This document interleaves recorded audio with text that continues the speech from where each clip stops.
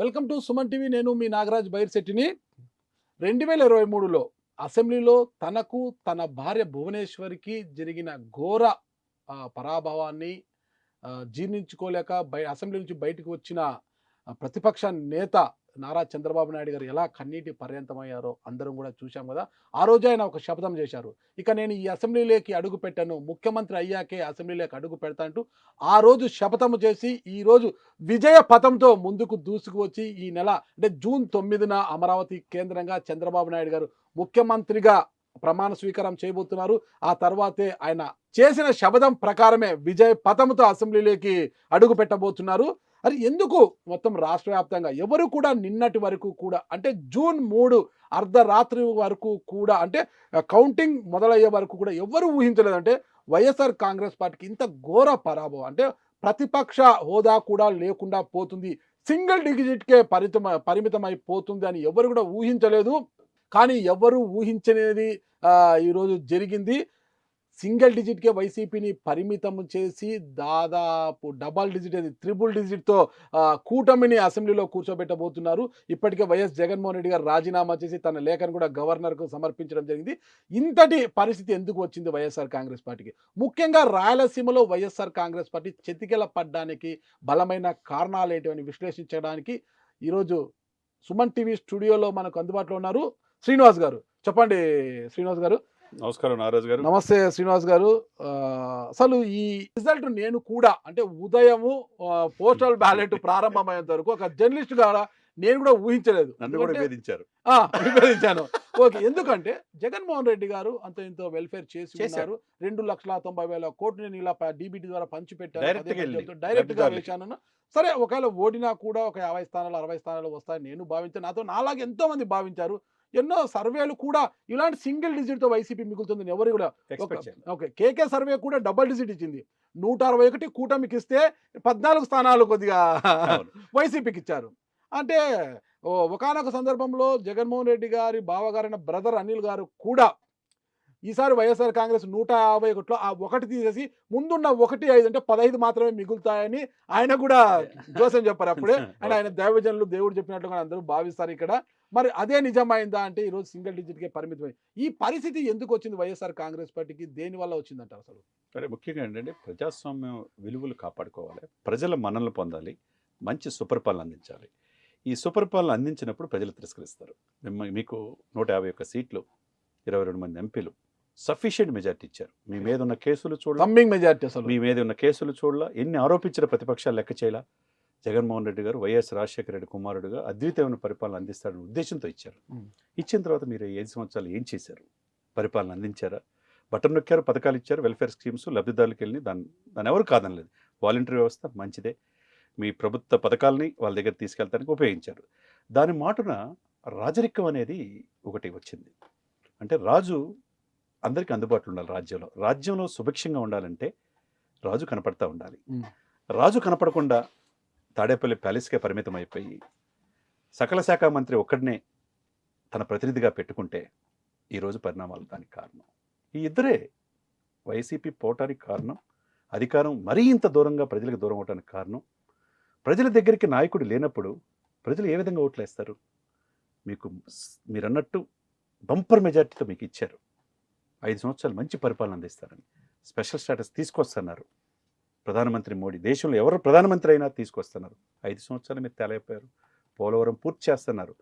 అనిల్ కుమార్ యాదవ్ ఒక మంత్రి, ఆయన మారాడు. అంబటి రాంబాబు వచ్చాడు, కానీ అది పోలవరం పూర్తి కాల. ఇకపోతే అన్నిటికంటే ముఖ్యం ఏంటంటే, మీకు కూడా తెలుసు తెలంగాణ ఉద్యమం ఎంత పతాక సాయి నీళ్లు నిధులు నియామకాల ద్వారా వచ్చింది. నీళ్లు నిధులు నియామకాల స్లోగన్తోనే అది అందిపుచ్చుకొని కేసీఆర్ గారు సీఎం. అది చేయనప్పుడు Kaleshwaram projects, so many allegations, తర్వాత నియామకాలు లేనప్పుడు ప్రజలు ఏమైంది? ప్రజలకి ప్రగతి భవన్కి దూరం అయిపోయింది, పదవి కోల్పోయాడు. సేమ్ అక్కడ కూడా ఆంధ్రప్రదేశ్లో తాడేపల్లి ప్యాలెస్కి ప్రజలకి గ్యాప్ వచ్చేసింది. ఎమ్మెల్యేలకి మంత్రులకి కూడా అపాయింట్మెంట్ లేనప్పుడు వాళ్ళు ఎవరు చెప్పుకుంటారు సార్? ప్రజలు ఎవరికి చెప్పుకోవాలా? కన్సల్ట్ ఎమ్మెల్యే చెప్పుకుంటారు. ఎమ్మెల్యే ఎవరికి చెప్పుకోవాలి? మంత్రికి చెప్పుకోవాలి. ఆ మంత్రి ఎవరు చెప్పుకోవాలా? నాయకుడికి, జగన్మోహన్ రెడ్డి గారికి చెప్పుకోవాలి, ముఖ్యమంత్రికి చెప్పుకోవాలి. నా బొమ్మ చూస్తే ఓట్లు వేస్తారనుకుంటే ఒక్కసారి చూస్తారు, అది మరలా చూడరు. ఇప్పుడు అభివృద్ధి మాటన ఎవరు మాట్లాడినా ఎవరు ప్రతిపక్షాలు ఉండకూడదు ఎంతో మంది అవినీతిని ఎదుర్కొంటున్న విమర్శలు ఎదుర్కొంటున్న మంత్రులను సైతము నియోజకవర్గాలు మార్చి పక్క నియోజకవర్గాలు పంపించడము, అక్కడికి వెళ్తే ఇక్కడ చెల్లని రూపాయి అక్కడ చెల్లుతుందనే భావనతో నా బొమ్మ పెట్టుకుంటే చాలు అక్కడ వెళ్ళిన తర్వాత ఈ రూపాయి చెల్లుతుంది, ఇక్కడ చినిగిపోయిన ఆ రూపాయి నోటు మీద జరిగిపోయిన బొమ్మను అక్కడ అతికించుకుంటే ఖచ్చితంగా గెలిచి తీరుతారని ఒక భావనతో అక్కడికి పంపిస్తే ఇప్పుడు ఏం జరిగింది? మీరు చెప్పండి. పెద్దిరెడ్డి రామచంద్రారెడ్డి గారు మినహాయిస్తే అందరూ ఓడిపోయారు. దీనికి బలమైన కారణము అంటే జగన్మోహన్ రెడ్డి గారు తీసుకున్న ఏకపక్ష నిర్ణయాలే అంటారా? 100%. ఓకే. ఆయన నియంతృత్వ ధోరణి. నేను చెప్తే అన్నీ జరుగుతుంది, నా బొమ్మ చూస్తే ఓటేస్తారు, నేను పథకాలు ఇస్తున్నాను కానీ బటన్ నొక్కుతున్నాను, నేను ఇచ్చింది వీఆర్ ప్రొవైడర్, నేను ఇచ్చేవాడిని మీరు తీసుకునేవాళ్ళు అంటే ఏంటి సార్? ఎవరికి ఇస్తున్నారు ఇక్కడ?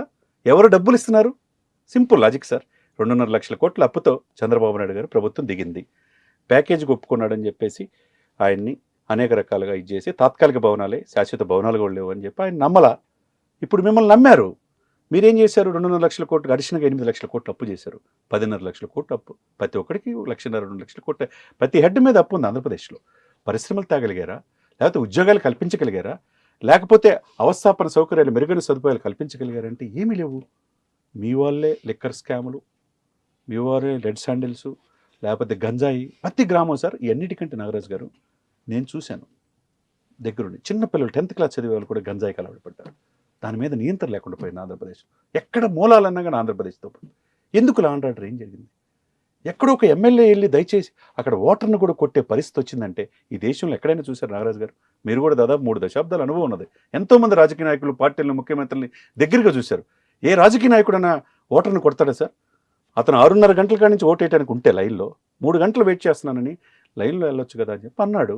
అన్నందుకే కొడితే అతను తిరిగి కొట్టాడు. ఏమైంది? ఉదయం 9:30 కొట్టాడు. ఈ జరిగిన సంఘటన రాష్ట్ర వ్యాప్తంగా 175 నియోజకవర్గాల ప్రభావం చూపింది. అది ఇట్లా అధికార పార్టీ ఎమ్మెల్యే కొడితే ఎట్లా అని టీడీపీ కొట్టడం పక్కన పెట్టండి, గొడ్డలతో నరికారు సార్. ఈవీఎం మిషన్లనే పగలగొడుతున్నారు కదా సార్. గొడ్డలతో నరికారు సార్. ఒక ఆమెని నువ్వు వాలంటీర్గా ఉంటావని ఆమె గొడ్డలతో నరికిన ఘాటుతో బయటకు వచ్చింది. ప్రజాస్వామ్య వ్యవస్థలో ఎన్నికలు అనేవి ఎంత కీలక పాత్ర పోషిస్తాయో, ఎన్నికలు ఎంత కీలకమైన అందరికీ తెలుసు. అలాంటి ప్రజాస్వామ్యంలో కీలకమైన ఎన్నికల్లో ఈవీఎంలను బద్దలు కొట్టారంటే ఎక్కడైనా ఉందా చెప్పండి? అది సీసీ కెమెరాలకు దొరికింది. అది లోకేష్ మార్ఫింగ్ చేశారని వీళ్ళు అంటారు. దానికి కూడా హైకోర్టుకి వెళ్తే ఏం చెప్పింది సుప్రీంకోర్టు? ఇప్పుడు ఆ ఎమ్మెల్యేని కన్సల్ట్ పోలింగ్ కేంద్రానికి కూడా వెళ్ళొద్దని చెప్పింది. నువ్వు చెప్పిన విజయ కదా నిరజాక్షి అన్నట్టు పరిపాలన వ్యవస్థలు అన్నీ ఉంటాయి సార్. 324 ఆర్టికల్ ప్రకారం మీకు తెలియదు కాదు. Election commission is independent body. మరి సాక్షాత్ అంబటి రాంబాబు గారు నా నియోజకవర్గ సత్తెనపల్లిలో 5 బూతుల్లో రీపోలింగ్ చేయండి, ఎలక్షన్ కమిషన్ పోలీసులు సరిగ్గా నిర్వహించలేదు అని చెప్పి ఎలాంటి ఎంత హాస్యాస్పదం సార్. Election commission డ్యూటీయా? సాక్షాత్ అప్పుడే వాళ్ళ మంత్రులు ఓడిపోయారని నైతికంగా ఒప్పుకుంటాడు. ఈరోజు 4, 5, 7 దశల పోలింగ్ 7 రౌండ్లు అయిన తర్వాత సాక్షాత్ వంశీ, కొడాలి నాని ఇద్దరు కూడా ఓడిపోతున్నారు తెలిసి బయటికి వెళ్ళిపోతున్నారు. అట్లా రోజా గారు కూడా బయటికి వెళ్ళి ఎక్కడ చెప్పరు. మంత్రులందరూ కూడా వాళ్ళకి అర్థమైపోయింది. అంటే మేము పరిపాలన ప్రజలకు అందించలేకపోయాం, మీ నియంత్రిత ధోరణితో వెళ్ళాం. ఎక్కడికక్కడ వీళ్ళ డబ్బులు సెటిల్మెంట్స్ మీద కాన్సన్ట్రేషన్ చేయటం. 3 రాజధానులు అన్నారు. ఎక్కడ రాజధాని పూర్తిగా రూపాంతరం చెందకపోవటం. కొండలు తొలిచి ఋషి కొండలను కూడా కరిగించి అక్కడ కొండలకు బోడిగుండు చేసి 400 కోట్ల విలాసవంతమైన భవనాలు కట్టారు. అక్కడైనా జగన్మోహన్ రెడ్డి గారు వెళ్ళారంటే వెళ్ళలేకపోయారు.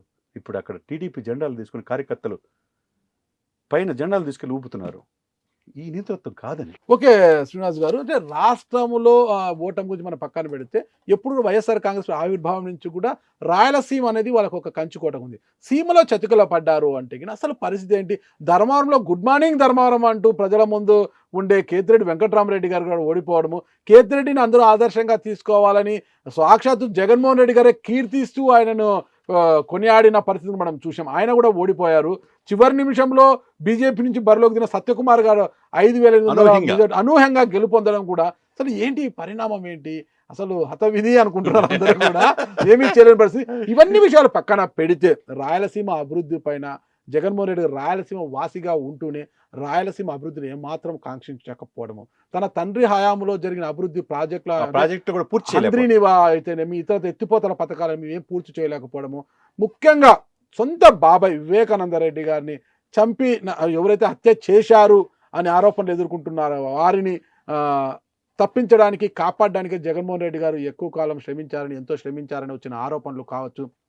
ముఖ్యంగా సొంత చెల్లెలు వైఎస్ షర్మిల గారు, వివేకానంద రెడ్డి కుమార్తె అంటే జగన్మోహన్ రెడ్డి గారి సోదరి ఆమె కూడా సునీత గారు కూడా బహిరంగంగా వివేకానంద రెడ్డి గారి హత్య కేసులో ఆ, జగన్మోహన్ రెడ్డి గారి ప్రమేయం కూడా ఉంది, ఆయనకు తెలిసే జరిగిందని ఆరోపించడము. తల్లి విజయమ్మ కూడా ఎన్నికల సమయంలో అమెరికాకు వెళ్ళిపోయి అక్కడి నుంచి ఒక వీడియో రిలీజ్ చేయడము, కుమార్తెని గెలిపించండి అన్నారు తప్పితే కొడుకుని గెలిపించడం ఆమె కోరకపోవడము, ఇవన్నీ కూడా ఆ రాయలసీమ వాసుల్ని కలిసివేశాయి. రాజశేఖర రెడ్డి గుండెను ప్రేమించే ప్రతి వ్యక్తి కూడా అప్పటి వరకు జగన్మోహన్ రెడ్డిని ప్రేమించాయి. కానీ వివేకానంద రెడ్డి హత్య విషయంలో జగన్మోహన్ రెడ్డి గారు తీసుకున్న నిర్ణయాన్ని రాయలసీమ జిల్లాల అంటే రాజశేఖర రెడ్డిని ప్రేమించిన హృదయాలన్నీ కూడా కలిసివేశాయి. అవన్నీ కూడా అందుకే వాళ్ళంతా దూరం కావడంతోనే రాయలసీమలో ఈ పరిస్థితి వచ్చింది అనుకోవచ్చా? మీ క్వశ్చన్ అన్నీ కూడా ఉమ్. నేను చెప్పే కూడా మీరే చెప్పేశారు. ఉమ్. ఎందుకంటే మీరు రాయలసీమ వాసి కాబట్టి మీరు అంత Okay. పూర్తిగా సమాచారం ఉంది కాబట్టి. Yeah. వివేకం అనే సినిమా ఒకటి మీలాంటి మిత్రులు చూశానండి, చూడమని ఓటీటీ ప్లాట్ఫామ్ లో చూశాను కదా. ఆ వివేకం చూసిన తర్వాత వివేకానంద గొప్పతనం ఏంటనేది తెలిసింది. నిజంగా అన్నకి అదే స్వర్గీయ వైఎస్ రాజశేఖర రెడ్డి రామలక్ష్మణ్ గారికి లాంటి వాళ్ళు. రామలక్ష్మణులు అంటూ తనంతా కూడా సర్దే రాజకీయంగా హక్కును చేర్చుకుని వాళ్ళ పనులు చేసే విషయంలో వివేకానంద రెడ్డికి అంత పేరుంది. ఆ వ్యక్తి చనిపోయాడంటే దాని మాటున హార్ట్ అటాక్ అంటాం కావచ్చు, రకరకాల సిబిఐ ఎంక్వైరీ చేస్తామని అధికారంలో వచ్చిన తర్వాత సిబిఐ ఎంక్వైరీ చేయకపోవటం, చివరికి సునీత ఒక డాక్టర్ అయి ఉండి ఆమె ఎక్కని మెట్టు లేదు గడప లేదన్నట్టు అప్పుడు సుప్రీంకోర్టు దాకా పోరాడిన తీరు అందరికీ తెలిసిన విషయమే. ఇక్కడ ఏంటంటే ఏదైనా ఉదాహరిస్తారు కానీ 33 కేసులు ఉన్నాయి జగన్మోహన్ రెడ్డి గారి మీద, 21 కేసులు క్రిమినల్ కేసులు ఉన్నాయి, ఈడీ కేసులు ఉన్నాయి. ఆయన స్టిల్ ఇప్పుడు కూడా బెయిల్ మీద ఉన్నాడు. ఎక్కడైనా దేశం వదిలిపెట్టాలంటే పర్మిషన్ తీసుకువెళ్ళాలి. అదేవిధంగా చంద్రబాబు నాయుడు గారి మీద కూడా 26 కేసులు ఉన్నాయి. ఒక్క కేసులో ఫస్ట్ స్కిల్ డెవలప్మెంట్ లోపలికి వెళ్ళి బయటకు వచ్చాడు. ఇక్కడ ఏంటంటే ఇక్కడ మీరు ప్రజలు ఇవన్నీ ఒక ఎత్తు అయితే సొంత కుటుంబ సభ్యులే మీరు అన్నట్టు, ఇవన్నీ ఒక ఎత్తు అయితే సొంత కుటుంబ సభ్యులు, సొంత సిస్టర్స్, నువ్వు రాజ్యాధికారం రావడానికి, నువ్వు అధికారం రావడానికి 16 మాసాలు ఏ ఆడకూతురు కూడా ఈ దేశంలో చేయలా. షర్మిల గారిని ఒప్పుకోవాలి.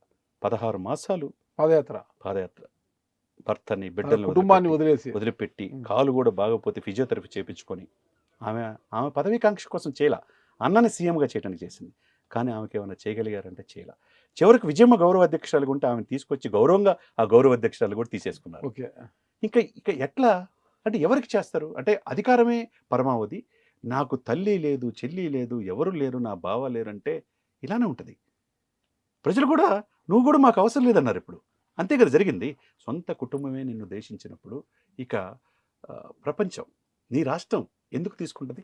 మీరు అన్నట్టు రాయలసీమలో కంచుకోట సార్, లాస్ట్ ఎలక్షన్స్లో 52 నియోజకవర్గాల్లో 49.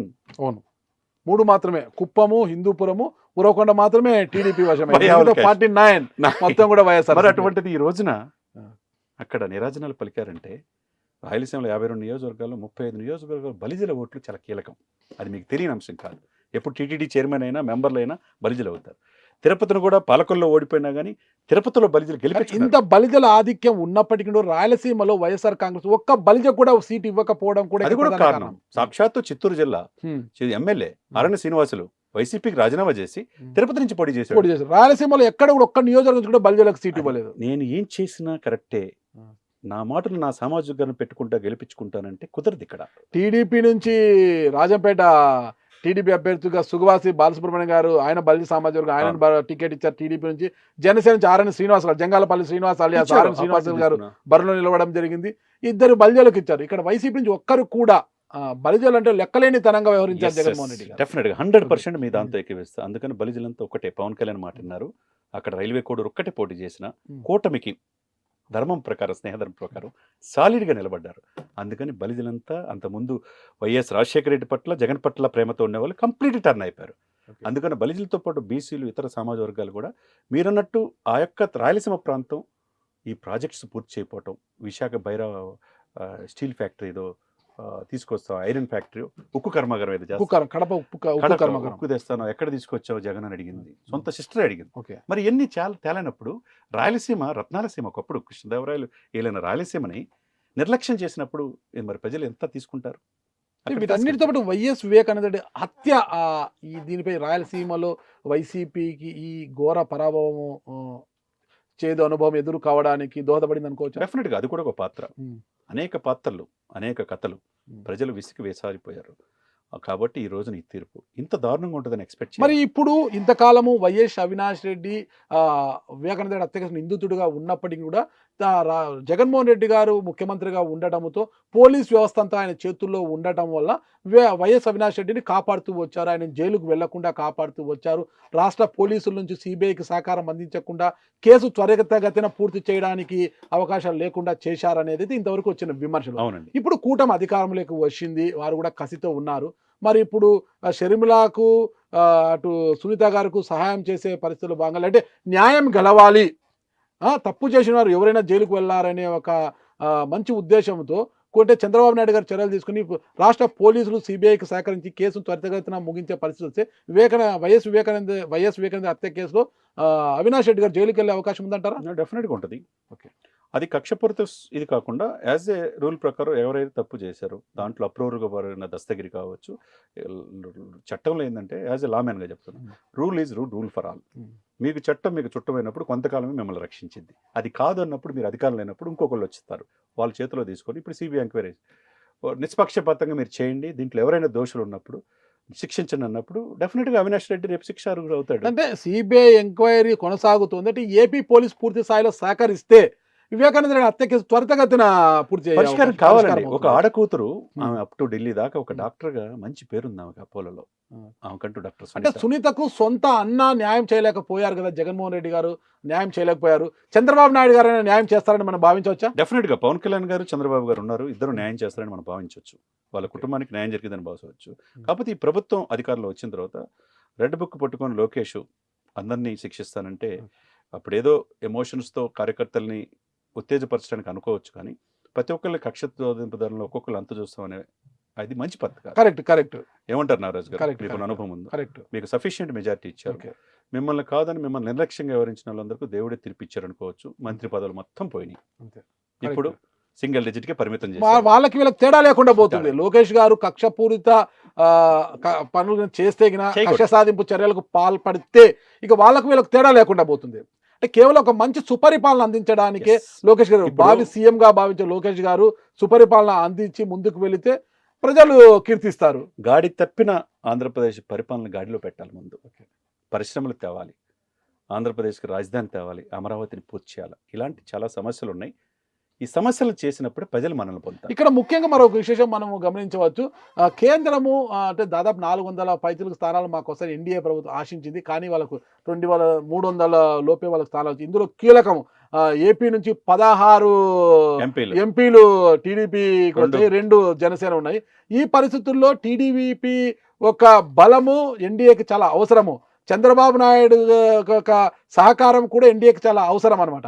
ఈ పరిస్థితుల్లో విశాఖ స్టీల్ ప్లాంట్ నిలువరించడం కావచ్చు, ఏపీకి ప్రత్యేక హోదా అవకాశం కావచ్చు, పోలవరం త్వరితగతిన పూర్తి చేసే అవకాశం కావచ్చు, పూర్తి స్థాయిలో ఏపీని ఒక అభివృద్ధి పథంలో నడిపించడానికి ఇది ఒక మంచి అవకాశం కూడా చంద్రబాబు నాయుడు గారికి కావచ్చు, జగన్మోహన్ రెడ్డి గారు, మన పవన్ కళ్యాణ్ గారికి కావచ్చు. 100% అద్భుతమైన అవకాశం వచ్చింది. ఎందుకంటే ప్రాంతీయ పార్టీల అవసరం ఇప్పుడు సెంట్రల్ కి అవసరమైంది. మీరు అన్నట్టు అన్ని సర్వేలు 350-400 వస్తే ఇంకెవరు అవసరం లేదు అనుకున్నారు. ఇప్పుడు బొటాబొట్టి మెజార్టీ. చివరికి ఉత్తరప్రదేశ్ లోనే చూశారు మనం, అఖిలేష్ కుమార్ యాదవ్ ఎన్ని సీట్లు తీసుకున్నాడు. ఆ సిచ్యువేషన్ లో నితీష్ కుమార్ అక్కడ చాలా కీలకం అవుతాడు. ఇక్కడ ఆంధ్రప్రదేశ్ లో దక్షిణ భారతదేశం చాలా కీలకం, ఆంధ్ర తెలంగాణ. అందుకని ఇక్కడ 8 సీట్స్ వస్తున్నాయి, అక్కడ 25 సీట్లు చాలా కీలకమే. 25లో 4 పోతే 21 సీట్లు మీ చేతిలో ఉంటాయి. 21 సీట్లు రేపు కీలకం ఏది మీకు ప్రధానమంత్రి అవటానికి. కాబట్టి మీరు దీర్ఘకాలిక కోరికల అప్పుడు మోదీ గారు వాగ్దానం చేసినట్టు మట్టి గంగాజలం తీసుకొచ్చినట్టు ఢిల్లీని తలదన్నే రాజధాని చేస్తానని చెప్పాడు. కానీ ఈ 5 సంవత్సరాల్లో జగన్మోహన్ రెడ్డి గారు ఆ దిశగా ప్రయత్నం చేయలే. ఎందుకంటే నా మెజార్టీ లేకుండా వాళ్ళు వచ్చారు కాబట్టి నేను చేయలేకపోయానని అన్నాడు. అంతే కదా. ఇప్పుడు మీ అవసరం వచ్చింది, ఇప్పుడు వీళ్ళ పరీక్ష. చంద్రబాబు నాయుడు గారికి పవన్ కళ్యాణ్ గారికి పరీక్షే. రాజధాని పూర్తి చేయాలి, పోలవరం పూర్తి చేసుకోవడం, నిధులు తెచ్చుకోవాలా, స్పెషల్ స్టేటస్ తీసుకురావాలా, మీరన్నట్టు విశాఖ స్టీల్ కూడా ప్రైవేట్ పరం కాకుండా కాపాడుకోవాలా. ఇవన్నీ చేయగలరు, వీళ్ళు చేయగలరు నమ్మకం చేస్తే భవిష్యత్తులో మరలా వచ్చే అవకాశం ఉంటుంది. సరే, ఇంత పరిస్థితి వచ్చింది, సింగిల్ డిజిట్కే వైసీపీ పరిమితం అవుతోంది ఇక్కడ. అంటే భవిష్యత్తులో ఇక వైసీపీ పార్టీ అనేది ఒకటి ఉంటుందా? ఒక చర్చ అప్పుడే మొదలైంది. ఇక ఎవరు ఉండరు, జగన్మోహన్ రెడ్డి గారితో. జగన్మోహన్ రెడ్డి గారు కూడా ఆల్రెడీ ఆయన మీద కేసులు బెయిల్పై ఉన్నాడు కాబట్టి జగన్మోహన్ రెడ్డి గారిని జైలుకు పంపిస్తారు, మిగిలిన వారిని ఇక టీడీపీలోకి స్వాగతం పలికేస్తారు. ఈ పరిస్థితుల్లో ఇక పార్టీ అనేది ఉండదు. 2029 నాటికి వైసీపీ అనేది కనిపించదు. అంతో ఇంతో వీలైతే కాంగ్రెస్ పార్టీ పుంజుకుంటుంది. కూటమి బలపడుతుంది, అంటే టీడీపీ, జనసేన, బీజేపీ బలపడుతుంది. అంతో ఇంతో కాంగ్రెస్ పుంజుకునే అవకాశం ఉంది. ఇంకా వైసీపీ కనిపించదు, కనుమరుగవుతుంది.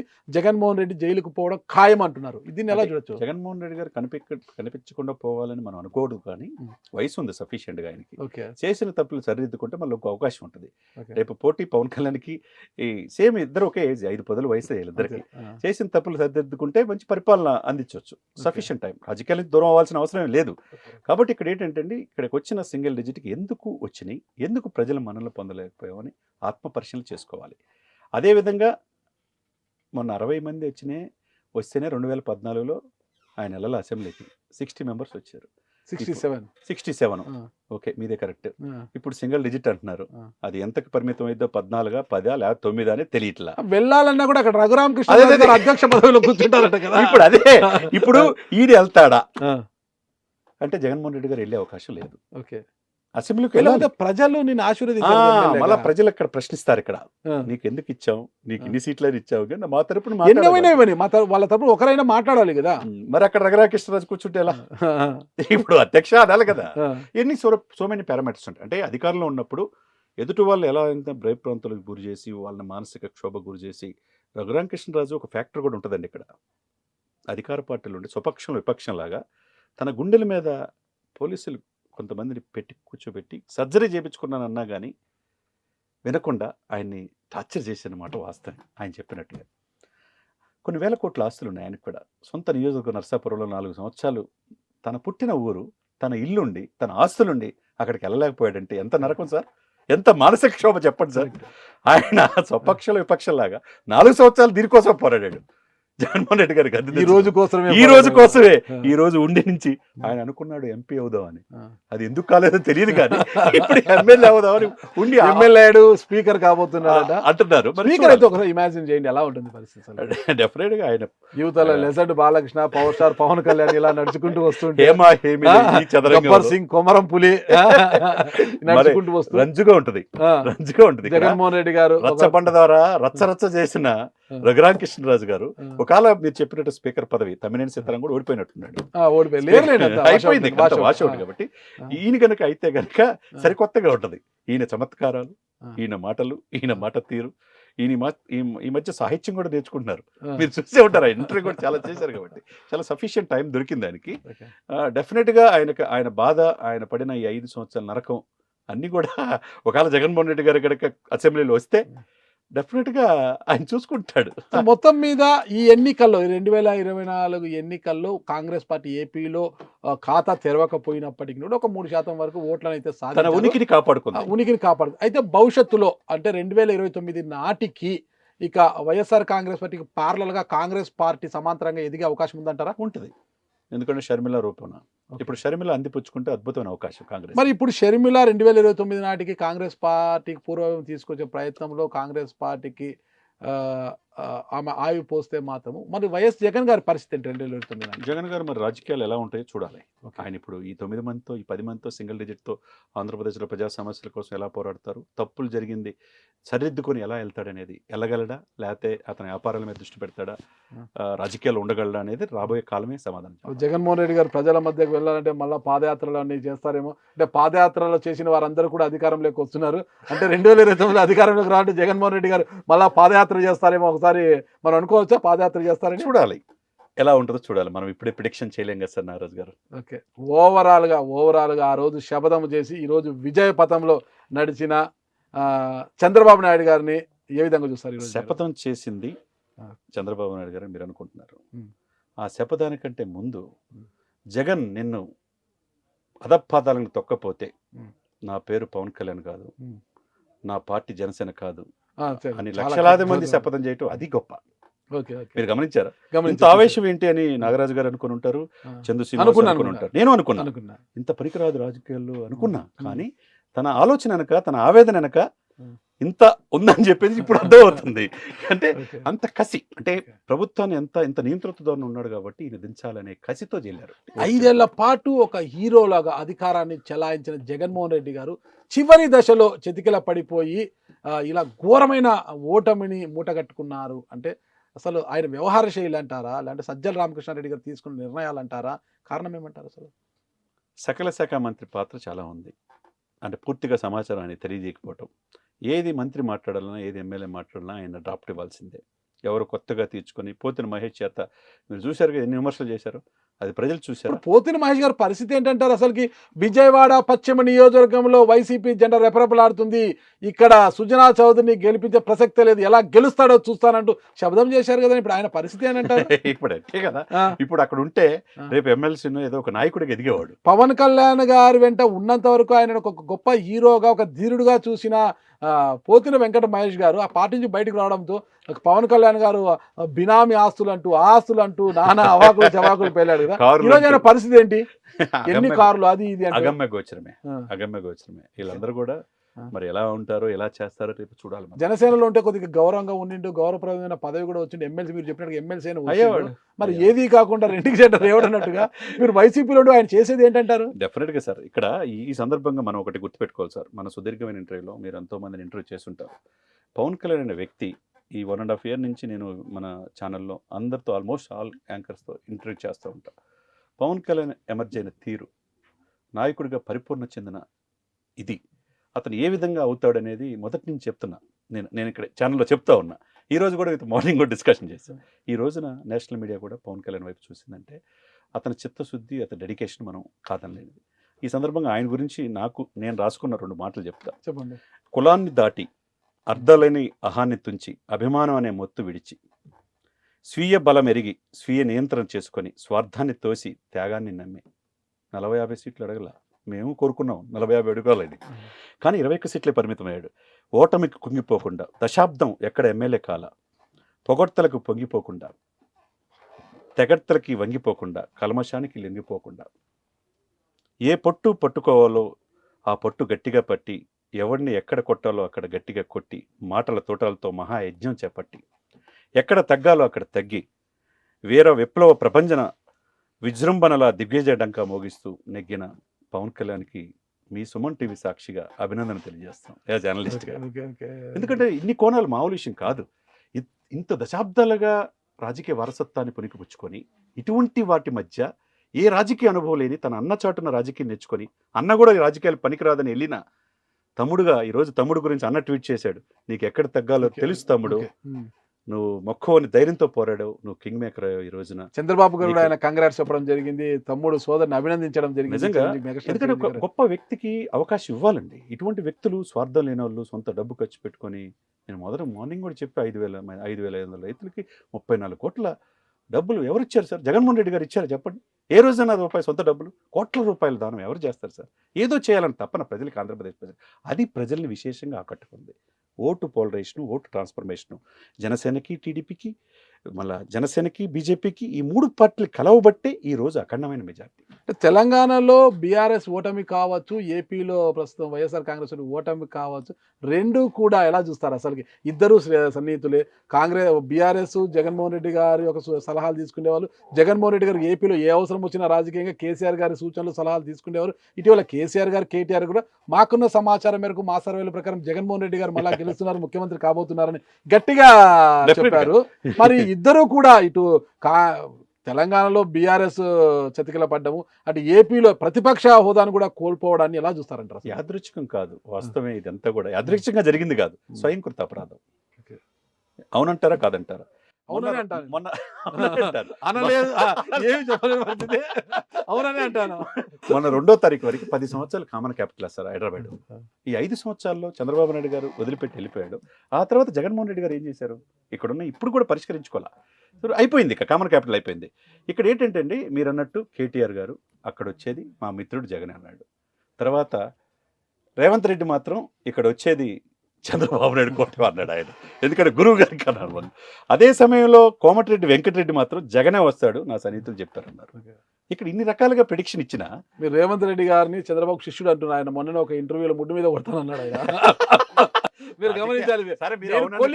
నేను కొలీగ్గా, ఒక ఎమ్మెల్సీగా నేను పార్టీలోకి వెళ్ళాను తప్పితే నేను ఆయన కింద శిష్యరికం అవుననుకున్నా కాదనుకున్నా చంద్రబాబు నాయుడు అనే కర్మాగారంలో తయారైన వ్యక్తి రేవంత్ రెడ్డి. ఓకే, ఎక్కడ డైరెక్ట్గా ఎమ్మెల్యే కాల, జెడ్పీటీసీ చేతికి ఎదిగి డైరెక్ట్గా సీఎం అయ్యాడు. ఆయన ఫిక్స్ చేసుకున్నాడు. 21 సంవత్సరాల వయసులో ఒక రిపోర్టర్గా ఉన్న వ్యక్తి ఒక చిన్న కార్పెంటర్ స్థాయి నుంచి ఈ రాష్ట్రానికి సీఎం కావాలని అనుకుంటే కామెడీ అనుకున్నారు. కానీ కాంగ్రెస్ లాంటి యోధులు వీళ్ళందరినీ కాదని ముఖ్యమంత్రి పదవి తెచ్చుకున్నాడంటే దాన్ని బట్టి మనం అర్థం చేసుకోవాలి. ఓవరాల్గా ఈరోజు ఫలితాలను బట్టి అధికారం ఉంది అనే అహంతో ఎవరైనా విర్రవీగితే ఎలాంటి ఫలితాలు వస్తాయో తెలంగాణలో బీఆర్ఎస్ ఓటమి కావచ్చు, ఏపీలో వైఎస్ఆర్ కాంగ్రెస్ పార్టీ ఓటమి కావచ్చు, ఒక గుణపాఠంగా ఉంటుందని చెప్పుకోవచ్చా? డెఫినెట్గా నాగరాజు గారు. ఇప్పుడు పార్లమెంట్ అసెంబ్లీ ఎలక్షన్ సరే అట్లా అయిపోయింది, ప్రభుత్వం పోయింది. పార్లమెంట్లో చూడండి 0 బీఆర్ఎస్కి. ఏంది పరిస్థితి? ఏంది విపత్కర పరిస్థితి? పార్టీని బతికించుకుని 63 మంది ఎమ్మెల్యేలు మీకు ఉన్నప్పుడు పార్టీని బతికించుకో అన్ని పార్టీలందరినీ లాగేసేసుకున్నారు. ఏమైంది ఇప్పుడు బీఆర్ఎస్ పరిస్థితి? ఈ దేశానికి ప్రధానమంత్రి కావాలనుకున్నారు సార్ కేసీఆర్ గారు. ఎక్కడున్నాడు ఇప్పుడు? రాష్ట్రం చుట్టుపక్కల ఆంధ్రప్రదేశ్లో కూడా విస్తరించలేకపోయారు కదా. ఇక్కడ ఒక్క ఎంపీ కూడా కాలేకపోయాడు కదా. తన కూతుర్ని కూడా కేసులో ఇరుక్కుంటే అది కూడా తప్పించుకోలేని పరిస్థితి. అంటే ఎవరైనా ఒకటి rule is rule for all sir. చట్టంలో ఎవిడెన్స్ ఉన్నప్పుడు దాని ప్రకారం చట్టంకి ఎవరు చుట్టం కాదు. తాత్కాలిక ఉపశమనమే తప్పితే దీర్ఘకాలిక పాయింట్ ఆఫ్ వ్యూలో న్యాయమే గెలిచిద్ది అన్నట్టు ఉంటుంది. సేమ్ జగన్మోహన్ రెడ్డి గారి పరిస్థితి కూడా నేనే గెలుస్తాను, నేను చెప్పినట్టు వినాలనే భావన ఏదైతే ఉందో వ్యక్తి కాదు సార్ నాగరాజు గారు. వ్యవస్థ బాగుంటే సమాజం బాగుంటుంది. నేనే అనే అహం అనేది మనిషికి చేరినప్పుడు పతనం స్టార్ట్ అవుతుంది. దానికి నిలువెత్తు నిదర్శనం ఈ పరిణామాలు, ఈ యొక్క తీర్పు. చూద్దామండి ఈ పరిణామాల నేపథ్యంలో జగన్మోహన్ రెడ్డి గారి వ్యవహార శైలి భవిష్యత్తులో ఏ విధంగా ఉండబోతుంది.